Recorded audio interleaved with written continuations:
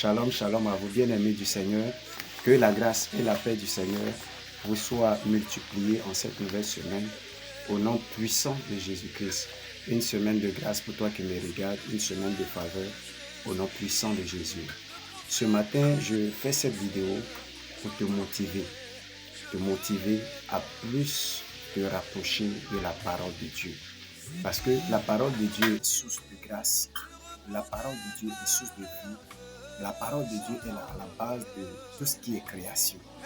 Alors je voudrais te motiver, je voudrais t'encourager à plus te rapprocher de la parole de Dieu sur la base de ce sujet que je veux partager avec toi.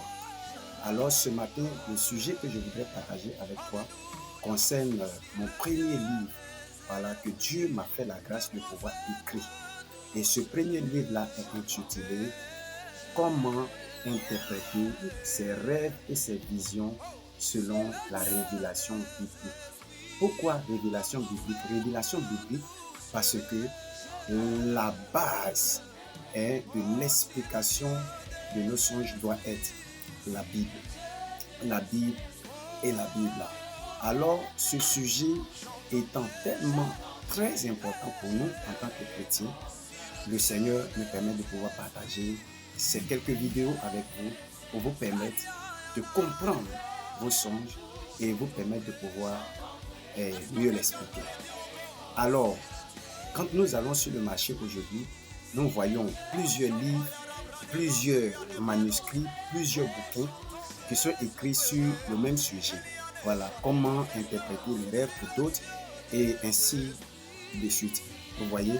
Mais ce que je voudrais vous dire, c'est que si vous voulez vous baser sur ces moyens qui vous sont présentés, vous allez faire fausse route. Alors, pour ma part, en tant que serviteur de Dieu, je voudrais vous montrer le seul parchemin qui est la Bible pour vous permettre de pouvoir comprendre vos songes et vos visions. Quand nous allons dans la parole du Seigneur, dans le livre de la Genèse, chapitre 40, voilà, nous voyons que là, il est question d'un homme appelé Pharaon qui a eu un rêve, qui a été troublé à son réveil, qui avait même oublié son rêve, qui va faire appel à des magiciens, qui va faire appel à certaines personnes pour lui permettre de pouvoir comprendre ce songe. Mais hélas, les magiciens n'ont pas pu lui expliquer le songe. Quand nous prenons aussi dans l'exemple de Nebuchadnezzar, nous voyons que Nebuchadnezzar aussi a eu un songe, mais il ne comprenait pas le songe. Pourquoi il ne comprenait pas le songe?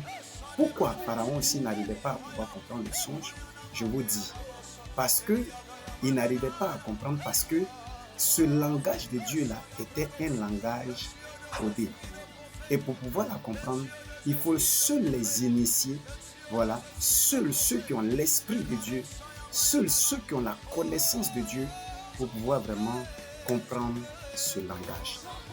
Alors, pour ma part, je voudrais déjà dans un premier temps prier pour toi, afin que l'Esprit de Dieu vienne à toi, de là où tu es, que l'Esprit de Dieu vienne à toi, afin de pouvoir te permettre de comprendre tes songes et tes visions. Tu ne seras plus trompé. Suis ces vidéos jusqu'à la fin. Le Seigneur te fera du bien. N'oublie pas, seuls ceux qui ont le langage de Dieu, seuls ceux qui peuvent comprendre le langage de Dieu, peuvent expliquer véritablement ces songes et ces visions. Que Dieu vous bénisse. Connectez-vous à ma page. Partagez massivement afin de faire du bien à plus d'une personne. Que la main du Seigneur soit avec toi et ne manque pas les prochaines vidéos. Shalom, shalom, shalom.